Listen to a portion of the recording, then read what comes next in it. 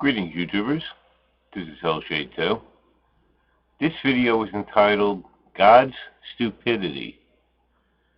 Now, I thought about this for a short while before I named this video God's Stupidity. And I'm going to give you a couple of reasons in a moment why I believe it is aptly named this. Okay, we're going to start with Genesis. Okay? Bible, creation, Genesis. It is written that God created the heaven and earth, the firmament, stars, everything. And we'll go with that as fine right now. After he created the heaven and earth, he created the beasts, vegetation, and whatnot for the earth. Okay, fine with that so far. Now, lastly, he created Adam. He created man. Okay, he created man in the form of Adam. Placed him in the Garden of Eden, and everything was fine, hunky-dory and peachy keen. But as it turns out, of course, Adam decided, no, he's lonely. But he doesn't have a chick to hang out with. Every guy needs a chick to hang out with, right? So God rips out one of Adam's ribs and makes him Eve.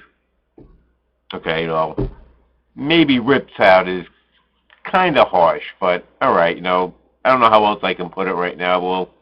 We'll let that go for right now. Okay, so now we have Adam, we have Eve in the Garden of Eden with the planet Earth, beasts and vegetation and the firmament and everything that God has created at this point. Okay, so now enters the stupidity, as I see it. Point number one, the tree of knowledge.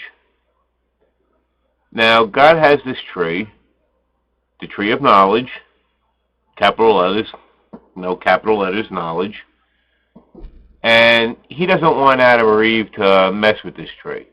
Doesn't want them to mess with it. This knowledge is too dangerous for you. You got to stay away from it. I don't want you to touch it. Don't want you near it. It's too dangerous for you. Okay. This is my only rule. You can't do anything with this tree. You can't eat any fruit from this tree. Okay. Now, bear in mind again, as I say, this is point of stupidity number one. Now, we have a tree of knowledge. God does not want this tree to be touched by Adam and Eve. But where does God put the tree? Right smack dab in the middle of the Garden of Eden. Easily accessible to Adam and Eve. Now, this is just me, but if you don't want somebody to mess with something, you don't really put it near them, do you? You lock it away somewhere, put it aside, keep it out of the way. So, that's point of stupidity number one. Okay, he puts it right there for them to grab whatever they want. Okay? Now, we're going to move along here, and we're going to bring in our next character in this story, the snake. Okay, now Adam and Eve are hanging out. They're doing whatever Adam and Eve are doing in the Garden of Eden. We're not going to get into too many details here, people, so don't get crazy on me. But they're happily living their lives and so forth. And along comes the snake.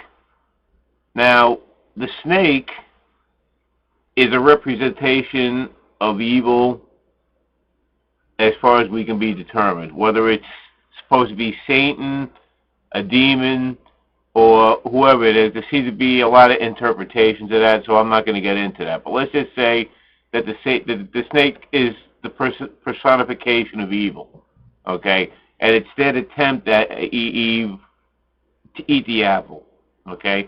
All well and good, okay? But to me, this is stupidity point number two, okay? Because if you're a God that's taken all this time to create this planet, create the universe, create the firmament, create the Garden of Eden, okay, for your little human species to survive and grow and be loving for whatever it is and to love you, why would you let this snake, or the manifestation of evil that this snake represents, into your garden when you're supposed to be all-knowing, all-powerful, all-seeing? Okay? You see where I'm going with this? Okay, well, that's stupidity point number 2. Okay? This just really... We're gonna finish this up now. Okay? Now, let's move on. Now, Adam and Eve, okay, Eve gets talking to eating the apple by the snake, talks Adam into eating the apple, and since they've gained this forbidden knowledge, okay, they realize that they're naked and try to cover themselves with fig leaves, which pisses off God, okay, and it pisses him off so much, okay, that he casts them out of the Garden of Eden because they've sinned, okay. When it basically comes down to the fact that everything that's happened has been God's own fault, okay? Stupidity point number 3, okay? He put the goddamn tree of knowledge in the Garden of Eden, okay, instead of putting it somewhere else out of reach, okay? He let the evil in to the Garden of Eden, okay, and shot everything to hell there.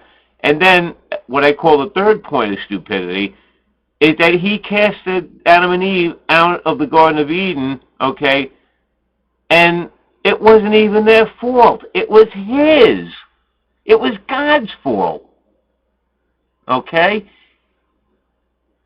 Adam and Eve didn't do shit, okay? If God didn't put the tree there to begin with, if God didn't let the evil in to begin with, okay, they would never have touched the tree. They would never have. They would have been tempted by it, and everything would have been hunky dory, just like God supposedly wanted to begin with, because He took all His time to create heaven, earth, and the Garden of Eden for His people. Okay. Okay. I mean, this has got to show you that this is like the most bullshit story ever created. Okay, it really is, because if God has a plan, how could this be part of His freaking plan to make all this and then go, oops, sorry, you're out of here? I don't see that. I can't see that. I don't understand that. I can't understand that type of thinking. Okay, so the only things that you can, that I can see that you can place on this, okay, is either God is extremely stupid and not omniscient and all-powerful as everybody claims, as his followers claim, okay, or God is malevolent, okay, in which case he's doing this just because he gets his fucking jollies from it, okay? So either God is stupid or God is malevolent, or there is no God, okay? Now you can see why atheists choose to believe that there is no God, because the other two choices is either God is stupid or God is malevolent, okay? And neither one really adds up too much for me. With that, I'll let you go. Say peace, take care, be well, and stay safe. And with that, this is Hellshade 2 bidding you farewell.